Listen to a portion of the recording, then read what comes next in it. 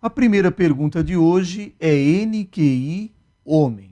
O nosso ouvinte não quer se identificar e ele ligou da cidade do Guarujá. Ele está perguntando ao pastor com relação ao casamento. Ele disse que tem uma companheira que vive já com ela há mais de 5 anos. Eles foram até o cartório e fizeram lá um documento, uma declaração de união instável.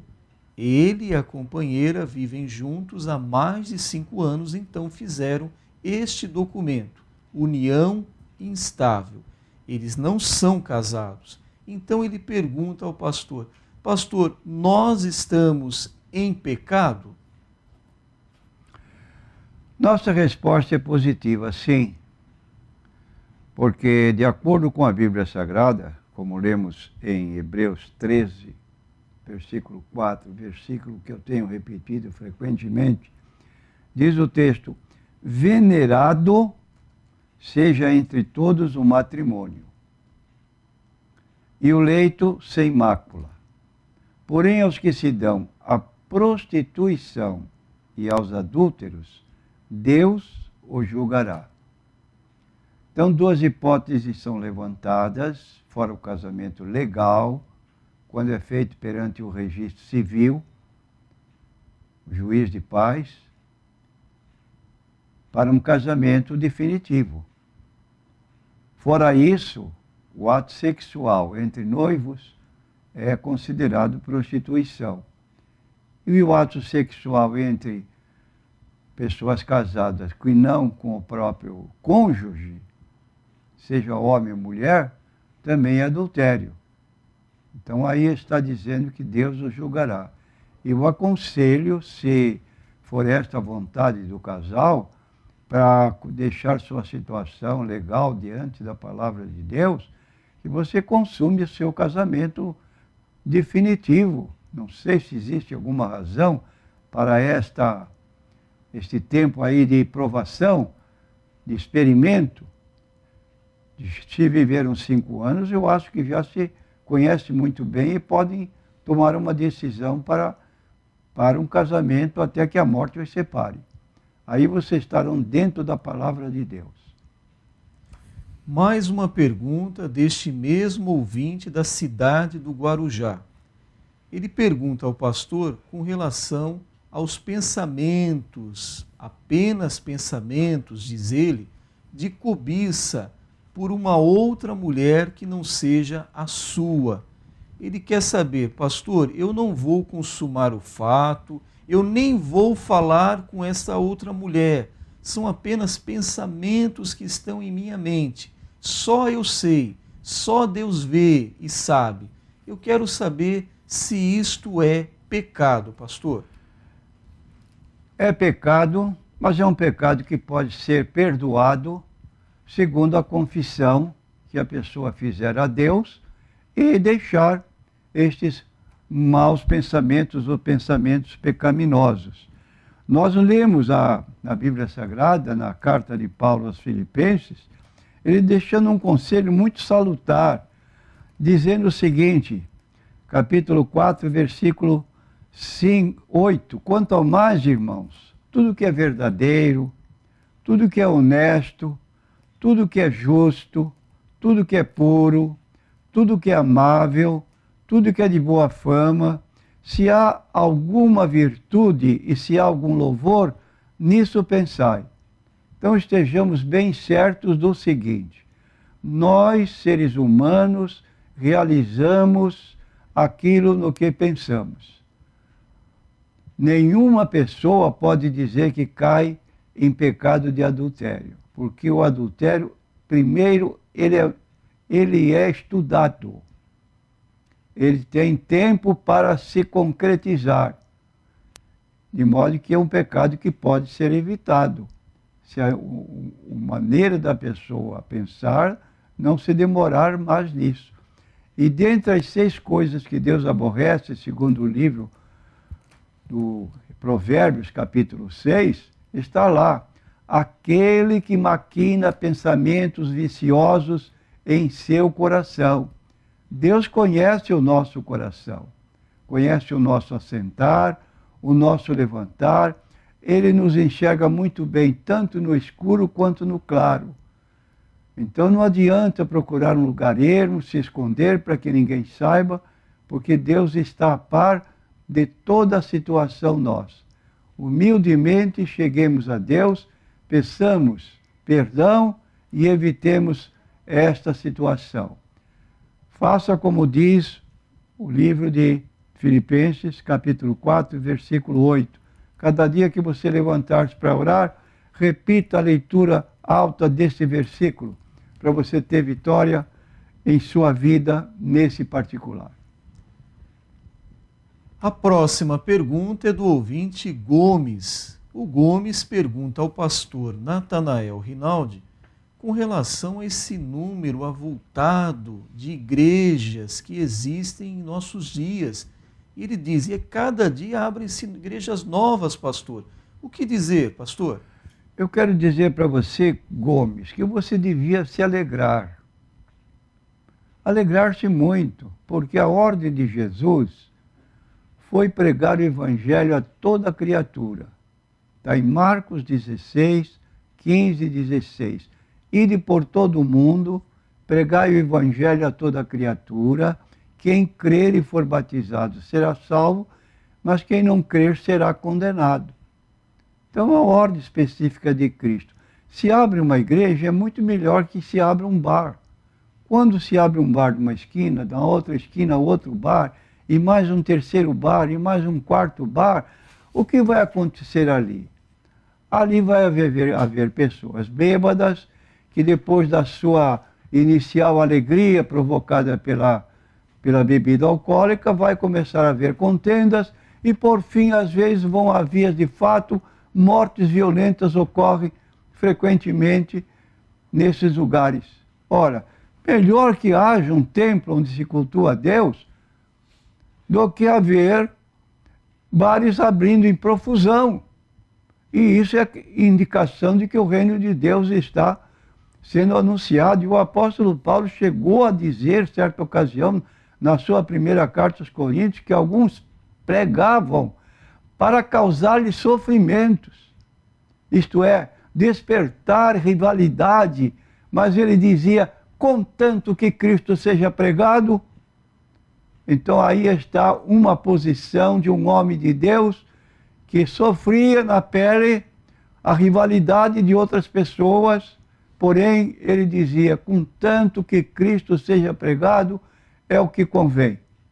E é o que nós dizemos também, que Cristo seja pregado.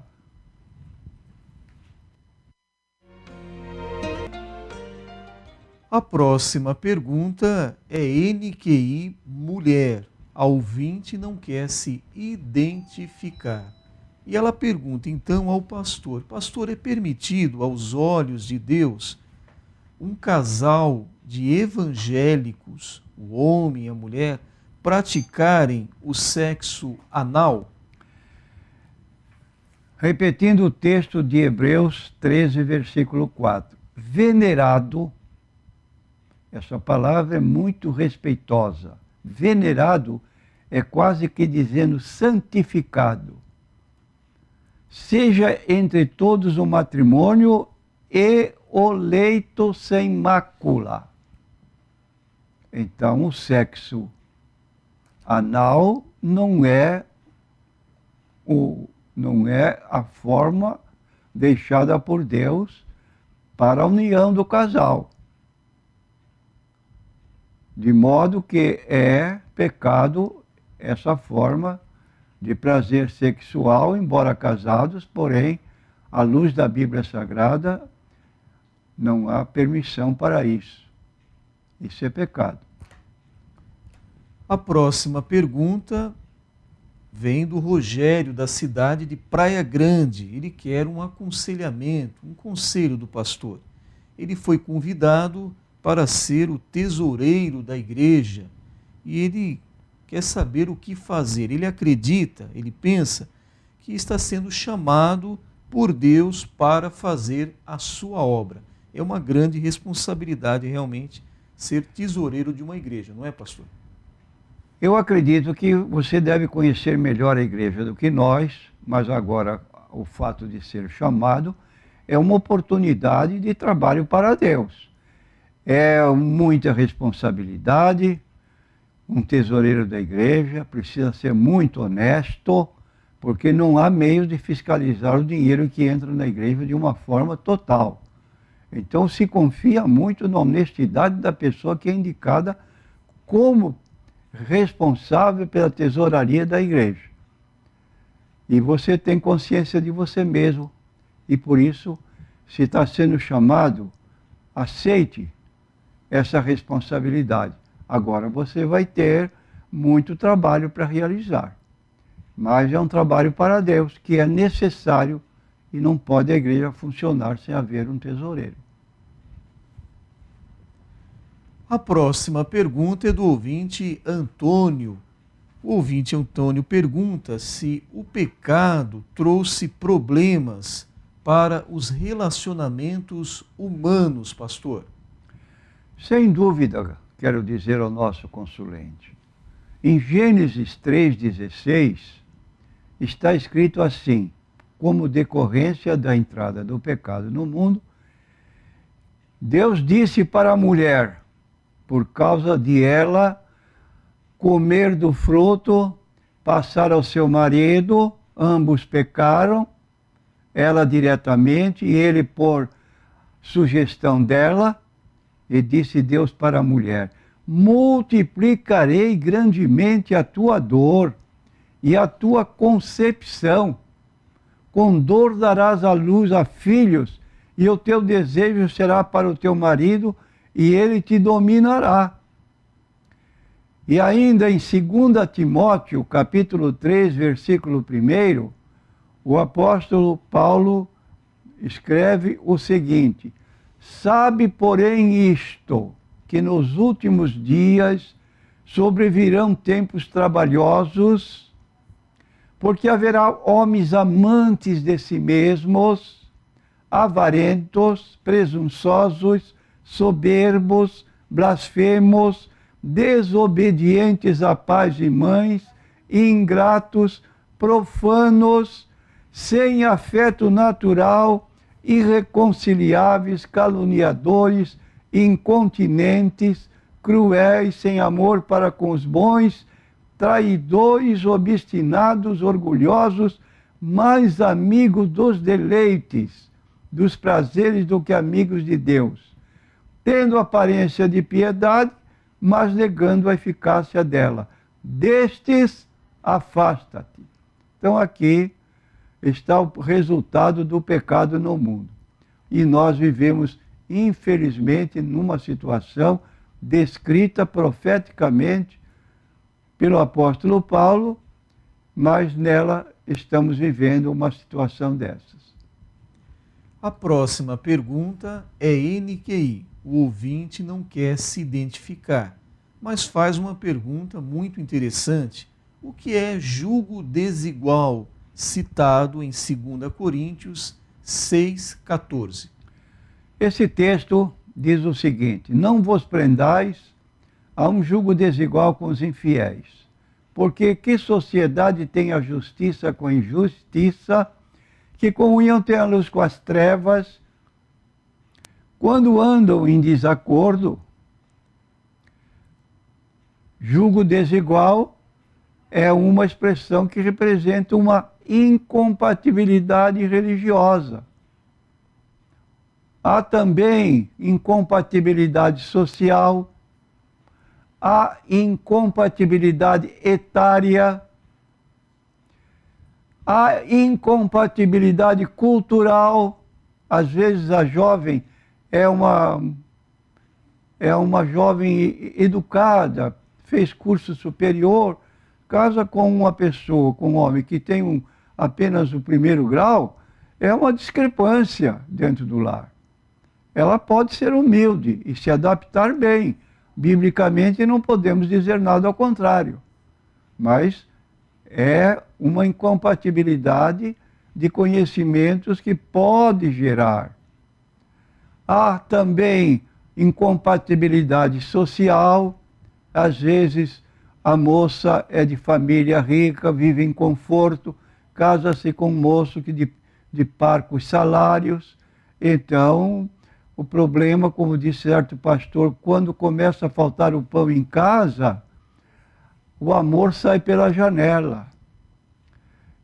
É preciso conforto, dar para a mulher que está acostumada no seu lar, senão começam os impropérios dentro de casa, ela falar do que gozava na casa da família e agora está sofrendo, e isso tudo é prejudicial e é parte de incompatibilidade. Também incompatibilidade etária. Idades muito avançadas, diferentes uma da outra, mormente da mulher para com o homem, ainda relativamente do homem para com a mulher, é tolerável, mas da mulher para com o homem já é mais problemática. Então, a cultura e a relativa saúde. Tudo isso o casal deve observar antes de fazer qualquer plano para casamento. Analisar, mas o principal é a pessoa de religião diferente, que não vai estar certo porque cada um vai para um lado e se casaram para se unir, como é que um vai para uma igreja e o outro vai para outra? Está errado. Precisa que haja concordância antes do casamento. A próxima pergunta é da ouvinte Aninha. Ela quer saber do pastor se nós, crentes, podemos nos relacionar social e amigavelmente com pessoas não crentes. Sim, é a nossa resposta. Romanos capítulo 12, versículo 18. Se for possível, quanto estiver em vós, tende paz com todos os homens.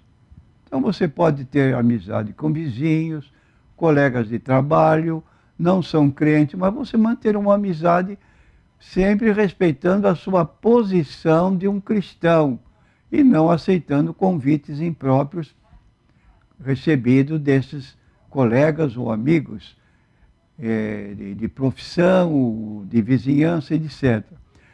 Dai-lhes a tua palavra, e o mundo os odiou. Jesus falando em João 17,14, diz, dei-lhes a tua palavra, e o mundo os odiou, porque não são do mundo assim como eu não sou do mundo. Em João 17,15, Jesus ora por nós, dizendo, não peço que os tires do mundo, mas que os livres do mal. Então são conselhos bíblicos que devemos analisar. Amizade com a pessoa sem que isso atrapalhe o nosso relacionamento com Deus. Temos aqui mais uma pergunta sobre intimidade do casal. Agora é da ouvinte Jaci. Quer saber do pastor se Deus reservou o contato íntimo somente após o casamento. Jaci, você está certa. Só após o casamento. Qualquer ato sexual fora do casamento entre noivos é prostituição. Se forem casados, então o caso é pior, é adultério.